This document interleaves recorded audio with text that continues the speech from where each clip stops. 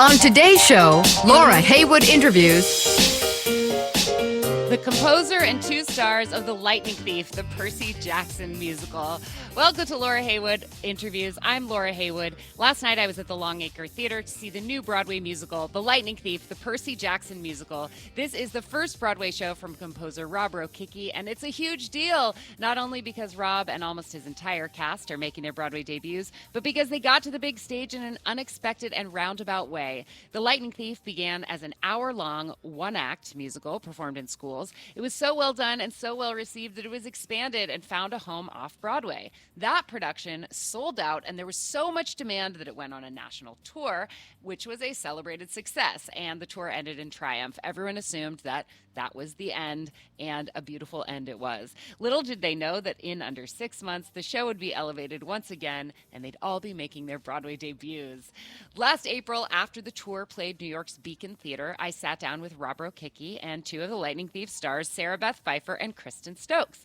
Today feels like a perfect time to revisit that conversation, to be reminded of the journey the Lightning Thief has taken, to encourage you to see it during its limited run, which ends January 5th, and to introduce you or reintroduce you to three of my favorite people. One quick note, there is a bit of talk in here about a concert they were planning, which is now already passed. I considered editing that out, but the discussion about the songs and the cause are too good. So enjoy that as a little piece of history while you get to know Rob Rokicki, Beth Pfeifer, and Kristin Stokes.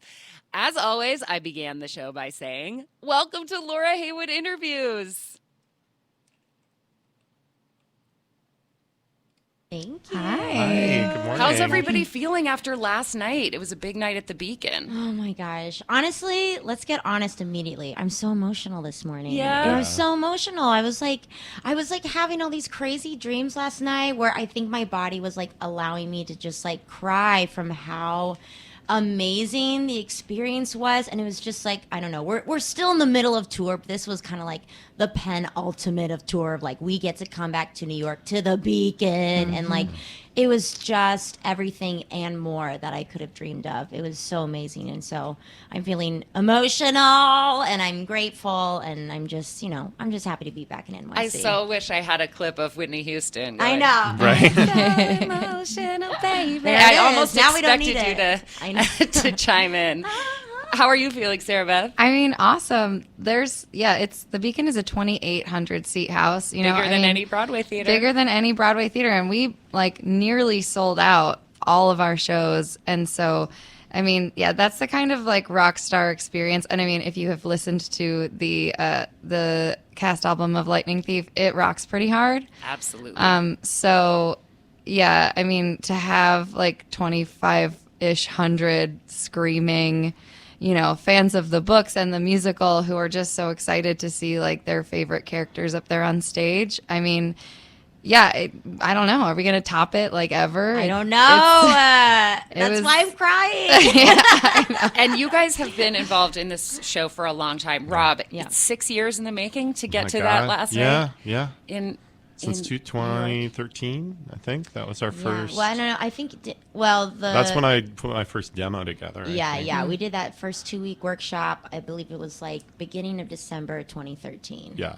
which Stokes was a part of. Yeah, so you've been Annabeth for Ever. ever. There's a line in the show. Stokes and I I've been involved since one of the very early workshops, and our 5-year friend anniversary popped up on Facebook, and that's where we met. Yeah. And there's a line in the show where she sings 5 long years stuck at camp, and I was like, it's real life. It's our real 5 long years. Oh, So yeah. happy. There are also not a stuck. couple of Yeah, definitely not dates stuck. in the show. Like there's the Lotus Hotel. She goes, we checked in yesterday. Was it May? Is it? Oh yeah, May May 1st. 1st. May 1st. So when you guys perform on May 1st, I yeah. think Oh, that'll get a big yeah. cheer. And there was one other date, I think, I can't remember what it was, but There's so many. I expect the fandom to come out in force to like celebrate those dates. Yeah. They know all the Let's make that references. happen. They're so specific. I actually am going to need somebody to catalog those for me because I have a hashtag I use on my Broadway Girl Twitter that's hashtag BWay calendar. So basically every love date that. that's referenced that's in a fun. musical, especially the fictional ones. Oh, so yeah. like, Totally. like December 24th. yeah. That's Yeah. the ones from Rent are those ones I have to like pre-schedule because I never know where I'm actually going to be. I should live tweet it on December 24th at 9 p.m. But then like, there's the one in Hair where she's like, talking about meeting the guy at the Waverly. Yeah. December 12th, right? Yeah, exactly. And there are so September many 12th. of them. So hashtag BUA calendar. By the way, if you're listening live, you can call in and ask questions of these guys. Tell them how great they are. 844-TALK-DNR is the number, 844-825-5367. And we'll just be chatting for the next hour or so. By the way, if you're listening on the free version, which isn't available for another week after the live version, consider subscribing because the only way to call in and participate in the show is through the subscription. It costs less than a venti caramel macchiato latte. For $6.95 a month, you get 8 episodes a month of my show at least, plus you get 10 other shows on the DNR platform. It's over 100 hours a month of content, and it's really fantastic stuff. So 844-TALK-DNR if you're listening live, and if you're not, subscribe at dnrstudios.com/Laura so you can chime in to the next live episode. Let's talk more Lightning Thief. The kids can't get enough. And by kids, I mean people from ages 10 to like 110. Yeah. I've never seen such an age-diverse audience in my life as I it's did pretty at the amazing. Beacon. And gender mixed, too. I mean, I saw like a whole bunch of this demographic that I so rarely see at the theater, which is like 13-year-old boys. Yeah, that's something that's been really special. And to have a character that is like Annabeth, who's smart and a leader, and Percy has to learn how to kind of respect her and understand her and where she comes from. To have a whole audience of 13-year-old boys get to hear that story, I think is really great and important for where we're at right now. They But clearly love each other, but it's not like it's a boy gets girl. no, boy has to learn how to understand girl on her terms because she's really badass and much cooler than she is. Yeah. Actually, we should back up a little bit because it's possible that not everyone who is listening right now is as obsessed with Yes. the This is true. musical as I am. Can you each talk about the role you play and the character arc? I'm assuming since it's based on a book, we don't really have to worry about spoilers. How do you guys feel about that? Oh my gosh, I'm like an anti-spoiler girl. Like I'm like, what? That book came out 20 years ago, but that's a spoiler. So I'm just like weird. But Bruce we Willis can was talk- dead the whole time. You're the worst. I think we can give some stuff away. We can at least give away the stuff in the first book. Yeah. I think we can give a Yeah, lot yeah, of yeah, that yeah. stuff away. But just so people know, the Percy Jackson book series is about a young boy who discovers that his dad is Poseidon, and that Greek gods are real, and that Greek myths have been around, and that they're actually all around and a part of us. And so I believe the line goes, the gods are real, the gods have kids, and the kids have issues. Yeah. That's it. That's all you need to know. And that's like the summary of the show. Basically, Exactly. yeah. There No, it but is. that's what I love about it too. Is it's just very much about parents and kids and trying to understand your parents and trying to understand that they're fallible and not perfect. And also the idea of feeling like an outsider when you are in that sort of tween and early teen Absolutely. age. You're like, I feel like I don't belong. Why? And finding out that you are of mixed blood, part God, part human, as a half-blood, which is the name of the camp that the Right. kids all gather at. I can imagine that being, and I saw it in action, really attractive to kids and teens and adults like me who like I'm in my late 30s and I still am like, why don't I really belong? I'm so weird. Oh, maybe I do. Maybe I am from another world. That would just make it, it's a fantasy that I think anyone who's ever felt othered can embrace. Totally. So Rob, you were asked by a friend, was it Joe Trace who suggested you? Well, so it was a random thing. Yeah, I think Barbara Pasternak had gotten the rights and wanted to do a play, and Joe Trace had seen that somebody was that they were looking for writers, and Joe Trace is obsessed with the Percy Jackson books. For those who don't know Joe, he is the book writer on The Lightning Thief and also the book writer on Be More Chill. Yes. And the head showrunner on Lemony Snicket on Netflix too. Yeah. He's like didn't doing all even But know he's the that. showrunner? Yeah, he's like What? yeah, season 3. I thought he was just like, Yeah, oh writer. my god. Yeah. Or head writer. Head yeah. writer. So like Joe understands that world. He understands YA. He understands why that is. It taps into something deep into all of us. No matter how old we are, we always feel like that adolescent that doesn't fit in, and especially the kind of like how dark some of those things are in that world, and that we can deal with some of that. So he was asked to write a play version of it, basically, which he adapted, and it's a beautiful play. But then TheaterWorks was like, we want it to rock. We want to make a rock musical. And so what if we asked like another rock composer? So I think they were looking at other people, and I think they had just said, oh, what about Joe Iconis, because he's working on Be More Chill with Joe. This was before... this was at Two River, and Iconis was like, "No, you should use Rob. Rob's the guy." So Thanks, Joe. Thanks, Joe. Because he's a Rob Rokicki. Oh my God, Has anyone said that to you, Rob? Is this the first time that's been said in the Rob history of the world? It might that be. you rock Kiki? That's very sweet. I mean, yeah, what are your fans called? I don't want to know. Rokicki Kickers. No, I don't know. Rokicki kids? Rokicki kids? That's Rokicki weird. kids? The Rokeeks. Too much? Keeks. The Rokeeks. The The Keeks. The Keeks. Okay, we're workshopping right We'll now. figure it out. Call We'll If us you take it out have, of town. 844-TALK DNR, Figure it out. 844-825-5367. I also, there was a bunch of people that were submitted to write this show too. So but I don't know who they all were. He's the winner. But I of want. the Well, world. it's just like I think whatever my aesthetic was fit the best with Joe Trace's like book, and it was weird. The first song that I adapted was the first scene that Joe adapted, which was the scene on the beach between Percy and his mom. Which is such a beautiful moment. And I the made best. the song strong, and that is the only song that has really not changed at all in all the versions of this whole thing that has stayed the same, because we were like, that's really an important moment. Yep. So Grounds the whole thing. Speaking of moments that have been taken out of the show, we actually have a cut track Yeah. that we're going to hear. I realized, though, before we do that, I didn't actually give you each a chance to talk about your character and your character arc. You should It's talk so about that. exciting. Like we can just spitball all day. Like this That's is the whole so point of Laura Heywood Interviews. Like, I've worked on a lot of shows over the last 20 years, and there's almost always an agenda, a schedule, and an idea of somebody else kind of ultimately having creative control over the structure and sometimes even the subject matter. And here, I put my name on it, front and center, like not my social media alter ego, not anybody else. It's Laura Heywood Interviews. I get to sit around and talk to whoever I want in whatever direction we go. So really, we have the ultimate freedom. It's not even a censored platform. So All about Brexit all the time. That's all we're talking about. Hold on, not censored. Watch out. What's up?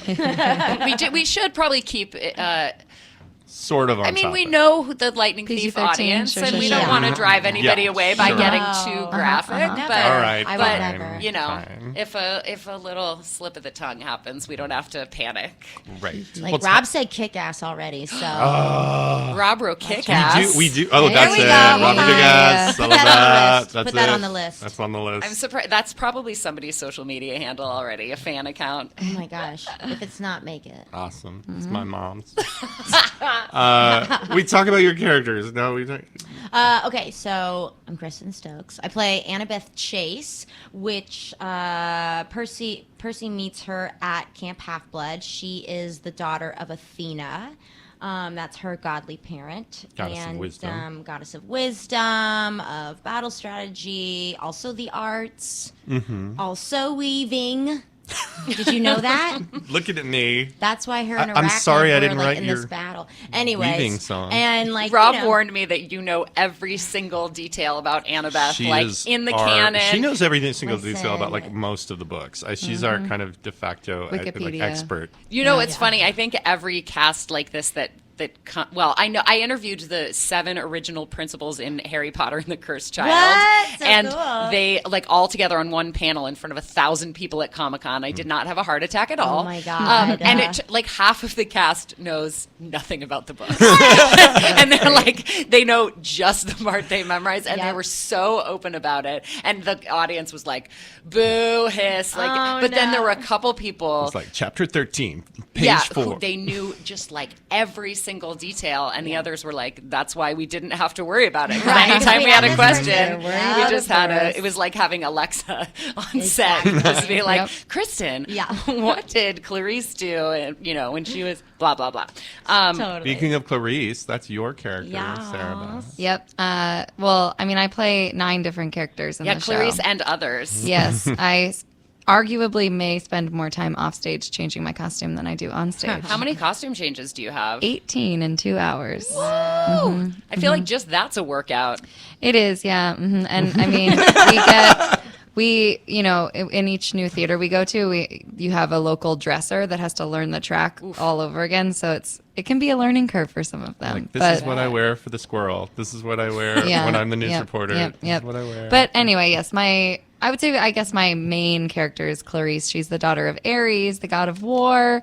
And, the whole show is kind of about like, so Percy ends up going to Camp Half-Blood where, all of these demigods go to train. And like one of the first things that happens to him there is there's this really intense game of capture the flag that involves a lot of sword fighting, and other violence that he was not anticipating. And so it's like there's this like big sort of conflict at camp, and Clarice is sort of the bully there. But then she is half god of war. She is. I mean, she can't help herself. But then it's like Percy and Annabeth and their friend Grover go out into the world and fight all these monsters and sort of figure out that like, the little grudges that you would hold against each other at camp, like Clarice being the bully at camp, that doesn't really matter when you are broadening your perspective and looking at everything that has to be done, out in the real world. Mm-hmm. And so by the end, they've won Clarice over to their team, and she's going to go out and fight with them for like what they believe in, to happen in the world. So that's kind of cool. Yeah. Cool. I have, as a nod to my love for all things theater, I have a little segment on the show that I call Yes and. Yes and. Yes and. Yes and. Yes and. Yes and. Yes and. Yes and. So you're Clarice and you're others, and I'm so glad that we got a chance to dig in a little bit to the costume change element. You play a squirrel. You play a girl who's lost in time at the Lotus Hotel. Who else do you play? Dolphin. I play a dolphin. I play a weather reporter that we've affectionately named Gale Force. Oh my gosh, that's perfect. I play Katie Gardner, the daughter of Demeter, the goddess of grain and the harvest. I play who else do I play? Sweaty Camper. I play yes, another unnamed character that we've named Sweaty Camper. Who gets There's yelled always at, that just one yelled at the whole sweaty camper. Well, it was actually, I think she was named Sweaty Camper because I used to come on as her after Put You in Your Place. So I was Just sweaty. drenched. And now it happens before that, but the name has stuck. Yeah. And I play Mrs. Dodds, the substitute teacher that turns into, spoiler alert, a fury that tries to eat We've Percy. never had a teacher named Mrs. Dodds. Oh, you're that. I'm a fury, fan. like I'm demon a monster. legit fan. You're like a you guys. quotable Yeah, fan. you know. I'm so impressed. I briefly play Janis Joplin. Yeah. Oh, right, yeah. Oh, yeah, in the underworld. In the underworld. Vienna Voice Choir. Oh, yeah. Puppeteer. Yep. Yeah, the use of puppets, I totally like. Yeah. The attention to detail in this production is so incredible. Like the costumes on all the monsters. I think my favorite one is the DJ in the underworld. DJ Cerberus. He's amazing. He's quick, but he's like, Yeah, it's a deep blinking, cut, you'll and if miss you him. get it, you win. Yeah. Kristin, your yes and. I'm going to play the sound effect again. Yes and. Yes and. Yes and. Yes and. Yes and. Yes and. Yes and. You're an actor in the show, and you're the dance captain. Yes, and Are you also in charge of all that combat? Because there's a lot of dancey, sword fighty kind of stuff going on. yeah, there's definitely a cross section. When we were at the Lortel, I was in charge of both. I was dance captain and fight captain.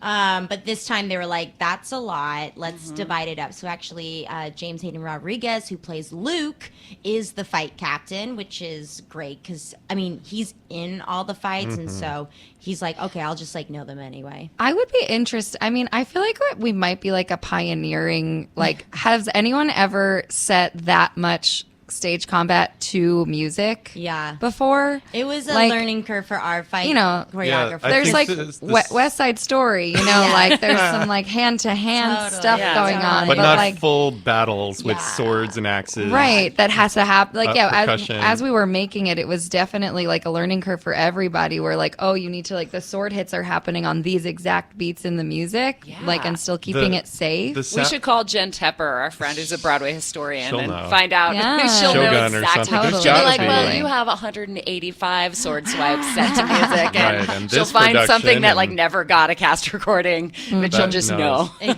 Exactly. Yeah. So there's definitely Yeah. a cross section between the fighting and the dancing, and especially when we were learning the fights and like kind of going back to what we had created before, trying to keep it safe. It's, you know, fights aren't usually done to music, and so it was definitely like a team effort between me, James, and Rod, our fight Rod choreographer, Kincher, yeah. trying to, you know, how do we make this safe? But also I was like, you know, count captain. I was like, okay, but it has to be done in this 8 count because that's the end of the on the music. wow. Yeah. Like just kind of, And there's it's like like almost screaming like rock doing the music math. on over it to like Yeah. figure that out. Yep. I just love that like Joe Trace and I would just give stage directions in the script to our director Stephen Brackett and be like, "Have fun, good luck." don't know how so you're gonna what? do So I that. think in that one it was like they have an insane fight, like Stomp meets Enter the Dragon. Have fun, and it's the same thing when it's like when we have Mr. Brunner, Percy's teacher, who's like in a wheelchair, and then he reveals that he's a body of a centaur, and he's like he gets out of the wheelchair and reveals that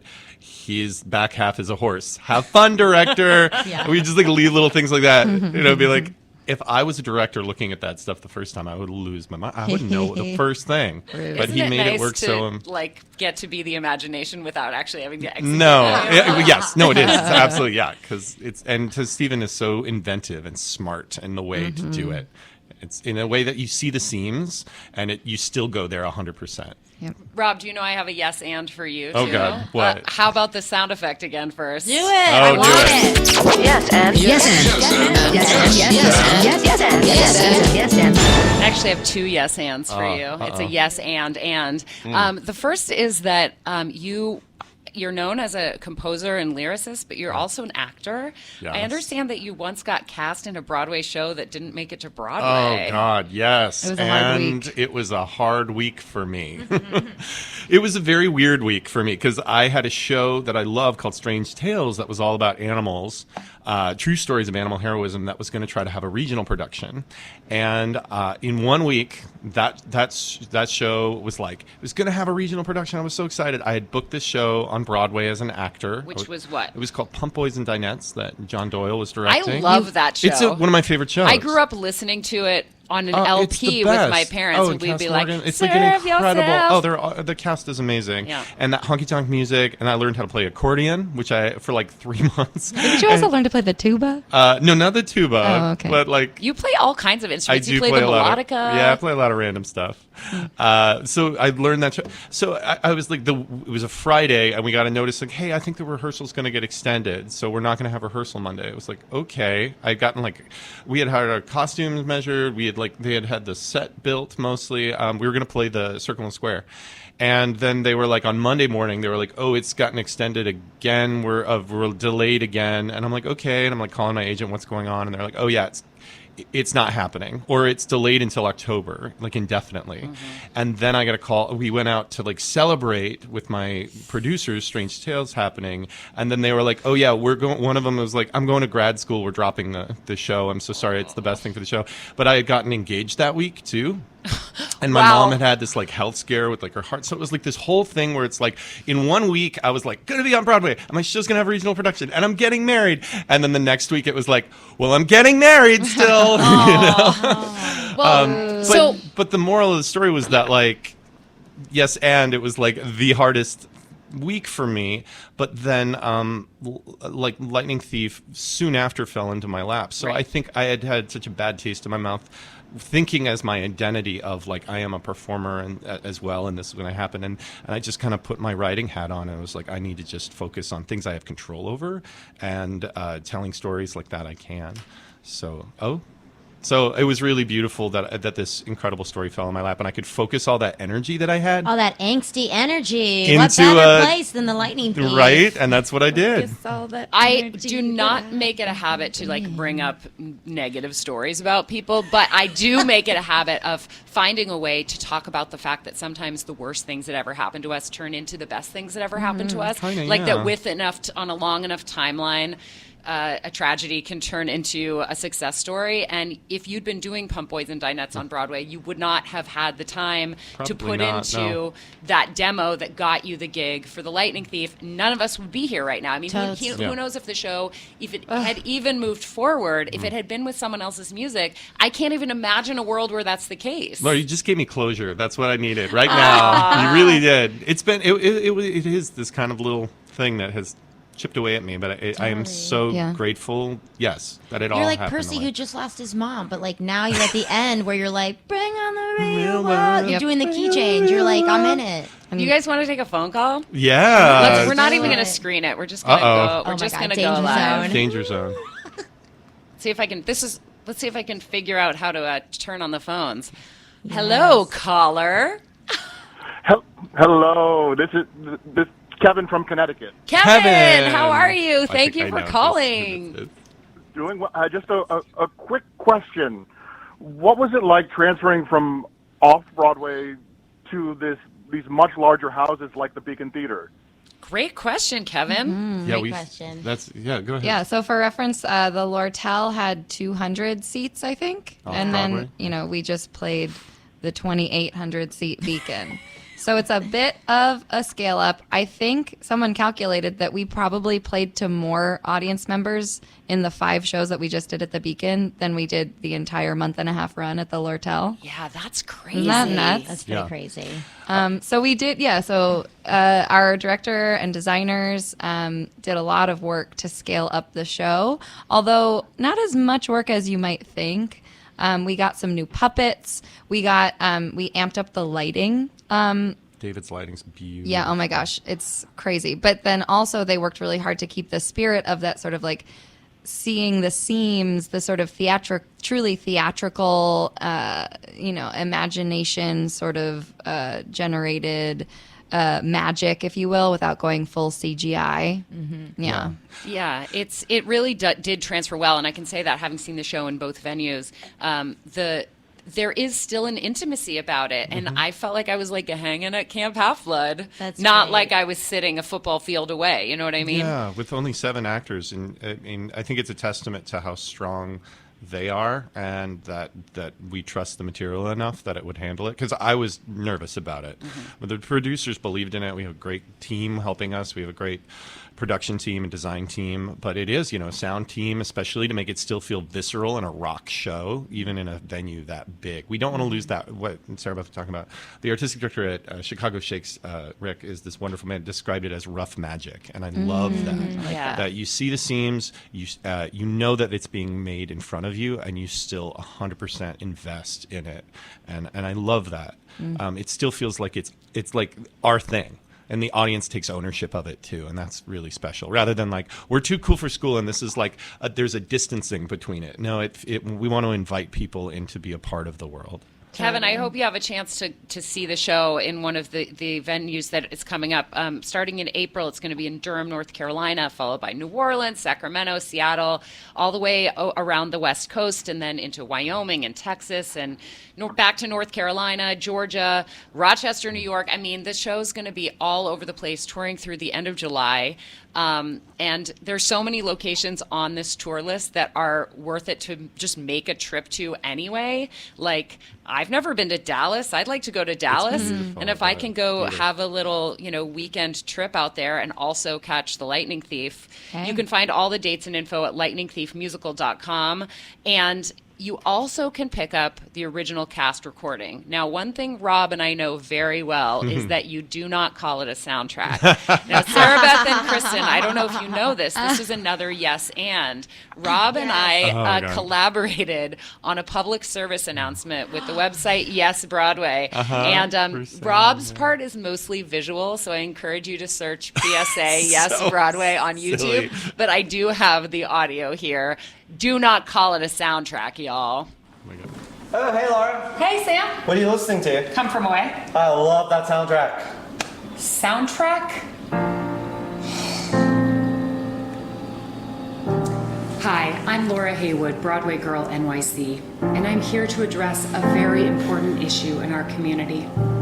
This is Rob Rokicki, composer of The Lightning Thief, the Percy Jackson musical, and he should be so happy right now because the Percy Jackson original cast recording is about to be released. Unfortunately, fans everywhere keep accidentally calling it a soundtrack instead of an original cast recording. It's not a soundtrack. Soundtrack is for film. I write musicals. I don't know the difference. It's just not fair.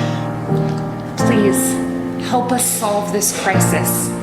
Call the number on your screen and pledge not to be one of those musical theater fans who hasn't grasped the difference between a soundtrack and original cast recording. Composers like Rob all over the world are counting on you to do your part. Somewhere, there is a theater writer who needs you. Call this number. Take the pledge. You won't regret it. They need you. That number again is 844-TALK-DNR, 844-825-5367. Rob, that was the day we met. Right, and I had to put my head on your lap and just sob. It has the same vibe as those Sarah McLachlan. Oh, that's what I was about to say. You like, freaking nailed that Sarah McLachlan. Yeah, with Rob being the poor puppy dog on my lap. If he hasn't pulled out his puppy dog eyes with the quivering lower lip, he's doing it right now. We're gonna put that. I'm gonna tweet it at Broadway Girl NYC in a little bit. How do you guys feel about singing? Let's do it. Did you blow your voices out last night with all that? Yep. Yeah, no, you didn't. No. What I always say about the show is it's crazy to get it into your body. The rehearsal process always feels like an insane, crazy draining, oh my God, how are we going to do this 8 shows a week?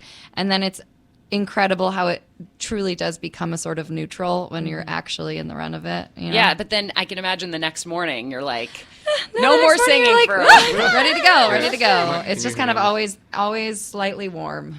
Yeah. Cool. Chris McCarroll described it as it's terrifying, and you just jump off the cliff, and you're like, okay, we're gonna do it. Nobody talk about it, how freaky it is. Talk about we just do it. We just do it. Well, another one of the signature elements of Laura Heywood interviews is that we're all on an adventure together. Yes. We're trying a bunch of new things. If you have any issues, any questions, we can just deal with them and let people behind the curtain a little bit. Let's do it. Yeah. So, Rob, this is a song called Take the Weight. It is not on the soundtrack, just kidding, original cast recording of The Lightning Thief, but it was written for The Lightning Thief. It was. Am I on this one or on this one? I never know which microphone. Talk into the one that's next to your mouth and play the guitar into the one that's next to your guitar. I don't do a lot of radio. I stay in my room and try to write songs for my cat.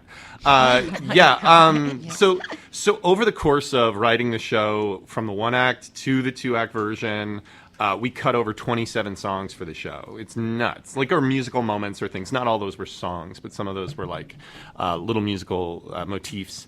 And for whatever reason, my favorite song in the show, called My Grand Plan, which is Annabeth's big song in Act 2, what was cut. Everybody was like, it's not working. We don't know how to make it work. The patriarchy at work. The patriarchy at work. was listen, we don't need this girl's POV. Right. Back to Percy. And that sounds just like Rob Rokicki and Joe Trace. No, we wanted kidding. a moment for them, but Of it course. was very hard too because Joe's in the middle of working on Netflix doing Lemony Snicket, so he'd be in town for we got the campfire song we wrote overnight. He stayed over at my apartment, and we just all night. He was texting me on the couch, and then we're just going. Amanda's just go into the piano room and write the song. We wrote it overnight. It has that vibe. Now I didn't know why it felt so. I don't know, late night campfire. Let's just make up some shit. Yeah, it was really and fun. That's really what you were doing. Off the cuff. Very method. So one of those moments too is I had kind of given carte blanche to write a song for Annabeth kind of on her own, and so it felt a little more generic. Mm-hmm. I wouldn't say generic. I would say less specific, because to me it felt very specific in where I wanted it in the show, but it didn't quite lock in that place. So we used it as a training montage in the first version of the show, and that sort of made sense. And now I think we have kind of relaxed into knowing where it fits into the whole world of the show, and it definitely feels oh my gosh, how could it never have how could it not have fit? Because it always seems like such a part of it. Now, right now, you're talking about My Grand Plan, My right? Grand Plan. Which is still in the show. Which is in the show, Yeah, we and can't she say sings the Yeah.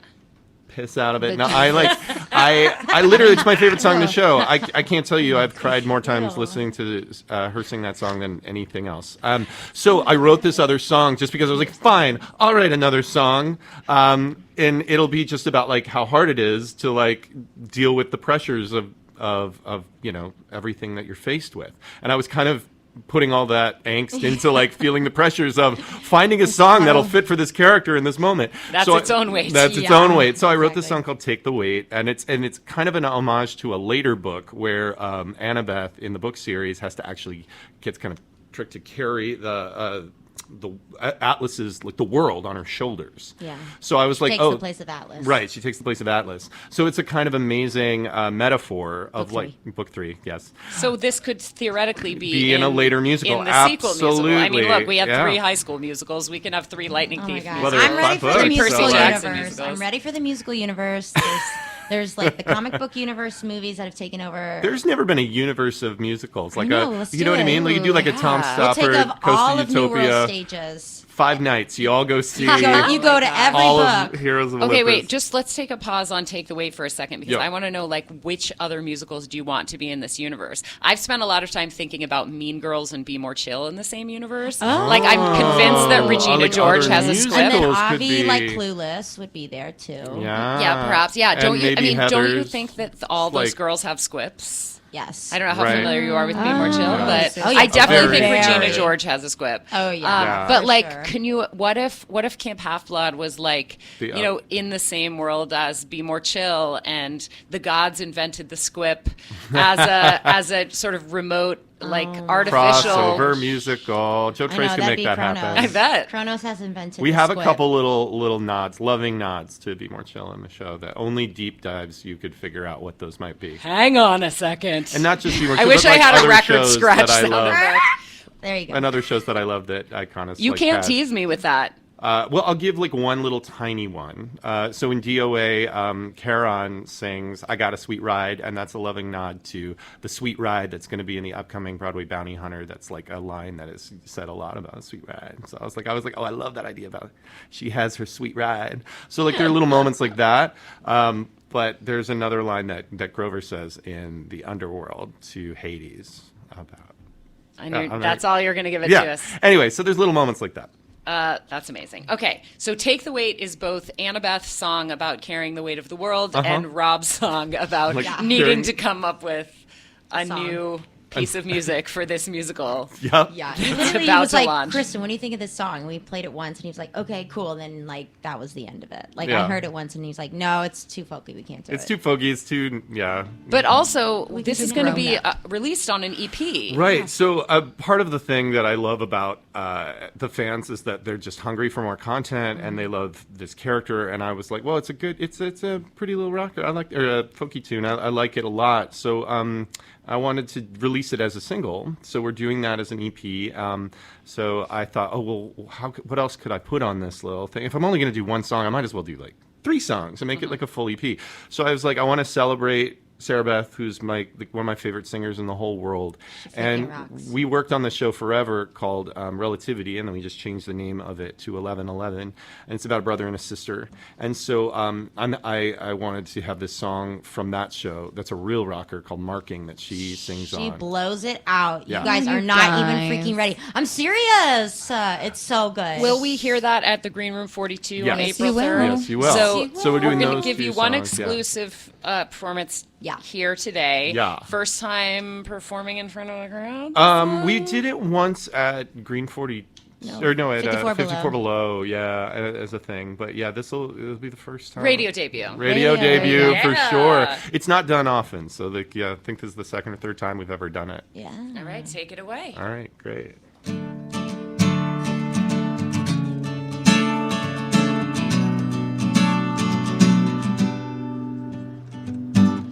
Think I know how Atlas felt when he got the cards he was dealt. It seems pretty lousy hand, and life is full of rotten deals. You got no clue just how it feels when everyone expects so much you can barely stand.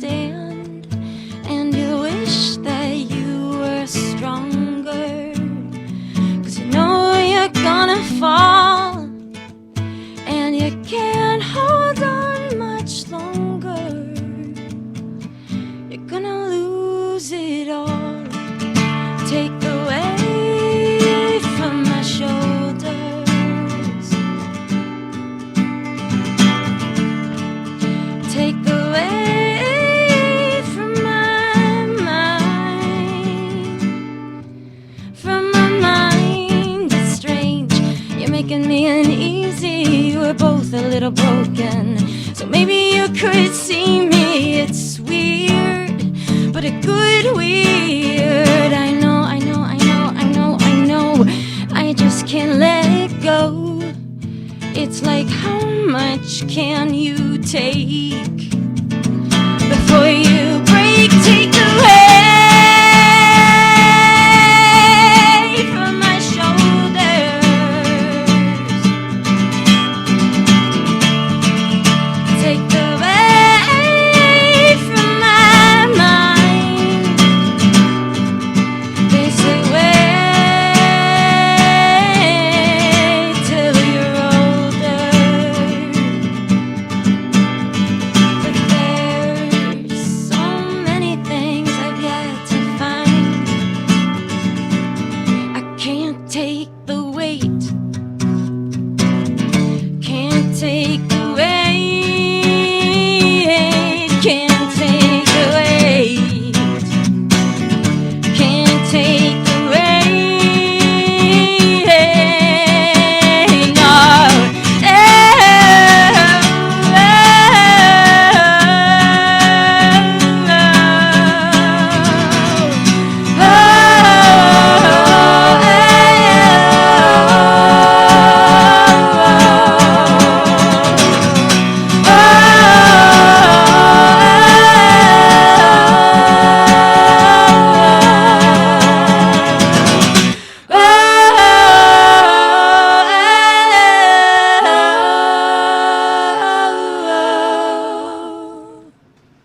Yes! Oh my David gosh. Rick's Milnes. So that's one of 27 cut musical moments from The Lightning Thief. Correct. I hope to someday have not just like an LP, but like a super long form multi-disc vinyl box set of all Like, of the cut cut from songs. camp. Cut from camp. Yes. Yeah, I would love that. Cut from camp. Yeah, I I love love that. it. Cut from camp. That's the album. Hashtag cut from Hashtag camp. Cut from camp. Last picked. So hear that Last song picked. and lots of other songs from The Lightning Thief, from Oh, right. Rob's other new project, which Yeah, is we haven't called talked about Experience Marianas, and that's a cult musical. Yeah. Not just, I mean, there are cult musicals, like Lightning Thief you might describe as a cult musical because Yeah. of the way that it's caught on, but Experience Marianas is actually about a cult. Yeah. Let's get into that a little bit. So one of the things I was kind of like thinking about working on was groupthink. I was like so intrigued about kind of where we are in the world, and kind of what I can say as an artist, and what stories I want to, what scare me. And I think like in terms of that for Project Monster Songs, it was about toxic masculinity, and it's this graphic novel looking from a little boy as he sees the world as monsters and how he fits in. And monsters always intrigue me. So I also was thinking about kind of groupthink and how scary that is. So I had an opportunity to work with the students at Cap 21, Malloy College, and we developed it over 8 weeks. It was a brainchild of actually Sarah Beth and I when we went on this road trip I was like mixing the album. I was having a bit of a nervous breakdown because we didn't think Lightning Thief was going to have another life. This was Tuesday for Rob. This was a Tuesday. They know me very well, that I'm a little high strung. And so we went to Colorado to have this like road trip together, and we were just talking about kind of like stories that scare us, that keep us up at night. And I wanted like a vehicle that she could like sing on too, and we started talking about cults and how kind of, what is a cult? You know, is it your paleo diet? Is it your spin class? My gym is definitely you know what a I mean? cult. Oh, it's your Facebook group. It's, you know what I mean? It's you know, how we get inundated in information that just is secular, and that how do we break cycles? How do we get out of it? So we kind of created this world and like this whole like mythos of a cult. Getting to invent a cult is pretty fun. And but the weirdest things you would make up, they have a Have all secret weird happened in real language, life. and all have happened in real life. And I actually All have of had them. former students that have told me that they were in cults. I've had teachers, I've had people that have been in it, that actually were affected by our performance very much that we just had done at this workshop. So I'm really excited about the show for a lot of reasons. I think like it was really excited to write for like a cast of like 14 women, which was really cool. Yeah. Just like vocal harmonies and stuff like that. And also like texturally, I've been playing around with a lot of like synth sounds, a lot of like kind of Twin Peaks, the chromatics, like a lot of very keyboard heavy sounds, which Twin I don't Peaks. really wear. Angelo Badalamenti, I love that score. Yes. I mean, it's just like different kinds of soundscapes that I'd never played with, because I usually write these, rockin' songs with electric guitar and stuff like that. So I was really excited about that. And a like a LGBT like love story that I was really excited about telling as well, and so I just was I was really excited about that prospect, and the songs are really cool. I think I'm really proud of them. I think it's some of the most fun songs I've written in a long time. It's an original plot. Not based on anything. We love made that. it up ourselves. Yeah. More of that. Stared into the void. Stared into the void, as we like to say. And is that going to be recorded at all? So the goal, I think, in a perfect world is, shows have such a hard time finding their audience. And I think, like, one of the things that we've learned, like, even since, like, the 70s, like Jesus Christ Superstar and stuff, is that a concept album can be a way of finding a whole audience to see a show and then get it up on its feet. So in a perfect world, I think... That'd be more Chill Cast That'd be album. more Chill Cast album. Look at that. So I think, like, in a perfect world, that's what I'd like to do, is to create, like, kind of a narrative through the album and make, like, 8 to 10 songs that are really feel like a kick-ass rock out of this, like, cool album. And then hopefully that will lead to more, to a production or other things with it. So this brings us perfectly into our next segment, for which I also have a sound effect. This is the great Mandy Gonzalez singing Tweets and sass. Tweets and Sass. Oh my God, what? Is my segment on social media. Oh my and this God. is how we can keep in touch with you guys and find out about things like when your next concerts are, when your next productions are, what cities you're coming to with the Lightning Thief tour, or with, Experience Mariana's, when the EP, which is going to be out at the end of April, has an exact pre-release date Right. and an exact Working release on that. date. So, Rob, you have made it easy for us by having the same handle on both Instagram and Twitter. Yeah, I'm trying to Thank make- you for that. You're welcome. It is not Rob Rokicki, which I wish it was. I know. But it is. Consider it. R Rokicks. So R and then Rokicks. And you'll always know that it's Rokicki because there's a kick in the middle. Right. Yeah. That's right. There you go. That's your tagline. There's a kick in the middle. There's always a kick in the middle. There's always a kick in the middle. Did people say, like, I'm going to give you a kick in the middle of your face? Oh, wow. Whoa. Just today, and I'm Wow. sorry. You Yeah, I wasn't saying that. I was just wondering if other people say that. Just like other people have said that. No, but that's it. That's Yeah, good. original. I'm glad nobody said that, because Good. if they did say that, I would have to have words with them. And Kristin, Yes. you have different handles on Twitter and Instagram, but you are represented on both. Yes. My Instagram handle was first, which is why it's different. And I was like, let's just change it for Twitter. But my Instagram is at Rob. Everyone's like, what is this? We're gonna need the backstory. It's pronounced Chitty Balone, not baloney, as some people like to say. It's Chitty Balone, and it's CHITTY_BALONE. That's my Insta, and you can find me on Twitter at K_Stoked, STOKED. What's the backstory on Shitty Balone? Oh my gosh. I don't know if I can tell the full backstory, but I do, it's a name it was like a fun name I had in college. It's like the alter ego, she's like my alter ego. She likes to have fun. And I go to Burning Man, and it's my burner name. She was doing it before it was cool. I was doing it before it was cool, you before guys. it was So, and it's just Alter like, ego. it's just fun to say. Chitty balone. That's what my friends call me. And so I'm using that as a sound effect. I'm going to There cut you that. go. I don't know what Amazing. I'm going to use it Shitty for. Balone. you'll but- find a way. It's that weird thing that you're like, what is this miscellaneous? Oh, I need to It's make an Chitty album. It's Balone. going to be like the life and times of Chitty Balone. Oh my God, I'm ready for it. She sounds like someone who could have a cult. Yeah. Absolutely. It sounds She's like a in detective agency, maybe, too. Or Chitty Balone. See, it's like she can do whatever She's she a wants. private eye. Chitty Balone, yeah? Private eye at Burning Chitty Man. Balone here, and I'm here to solve all your weird ass crimes. And then Sarah Beth. All right, Insta is going to be at It's Me SBP, ITSME SBP, and I believe my Twitter handle is just SB Pfeifer. That's right. My name. And Yeah. Pfeifer is PFEIFER. Yes. You know the amount of times I've spelled that wrong and thief wrong? Yeah. I keep spelling thief wrong, E's too. and I's are hard. No. Yeah.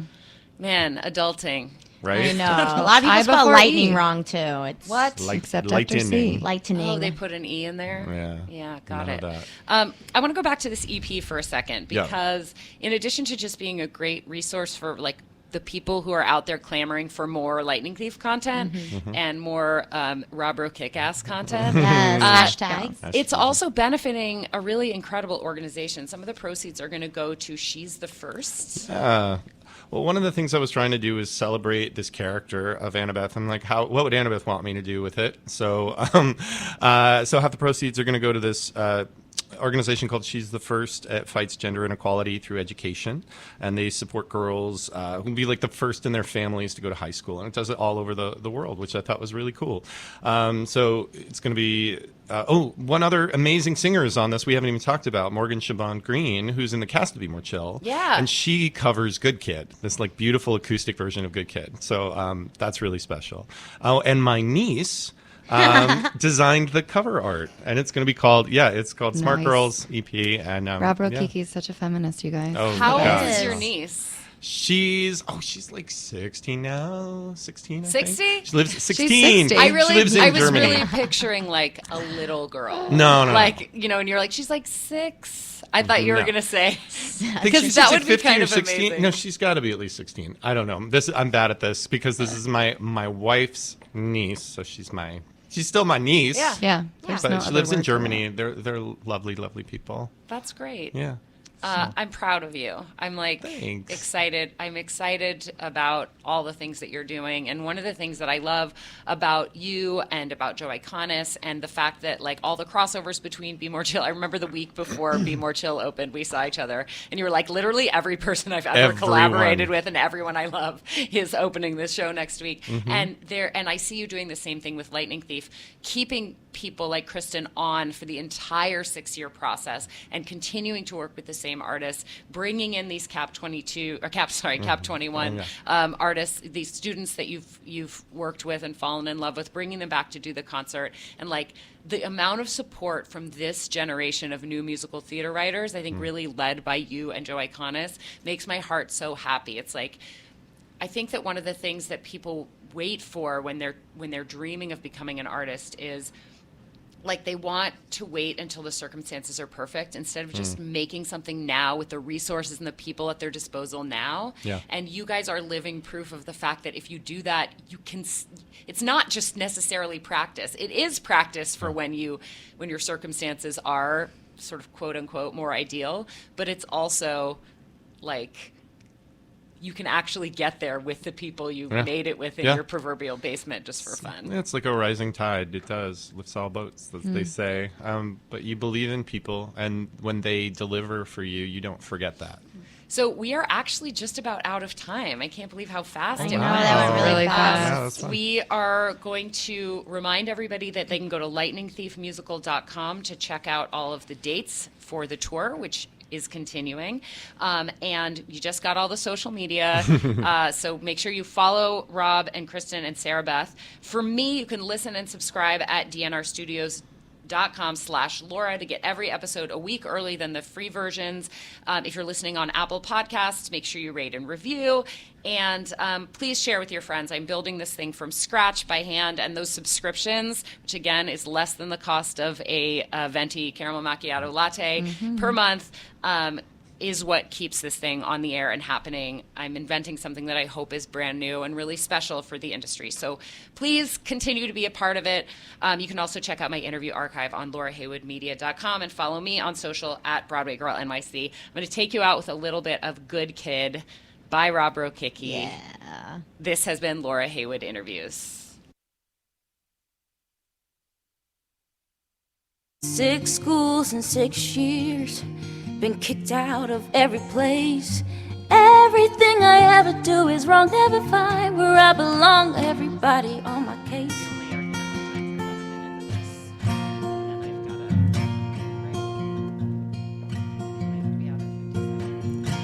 The same old story, the same old song. Don't act up, don't act out, be strong. I keep my head down, I keep my chin up, but it ends up all the same. With pack your bags, Percy, you're always to blame. I never try to do anything, I never mean to hurt anyone. I try to be a good kid, a good kid, a good son. But no one ever will take my side. All I ever do is take the fall. I swear that I'm a good kid. Guess I'm good for nothing at all.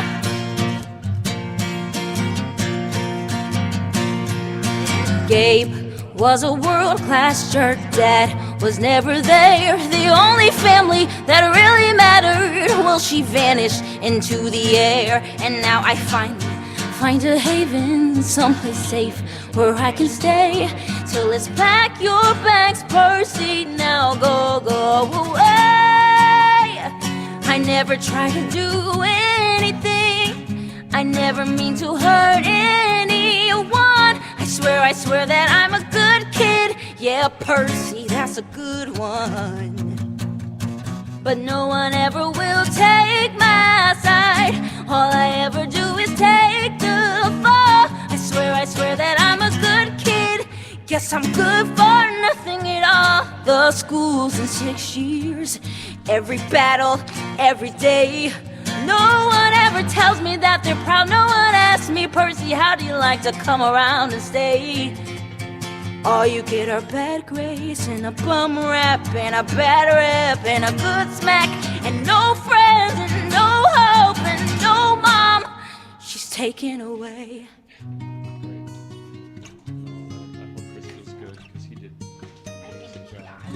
I swear I never stole anything. I never meant to hurt anyone.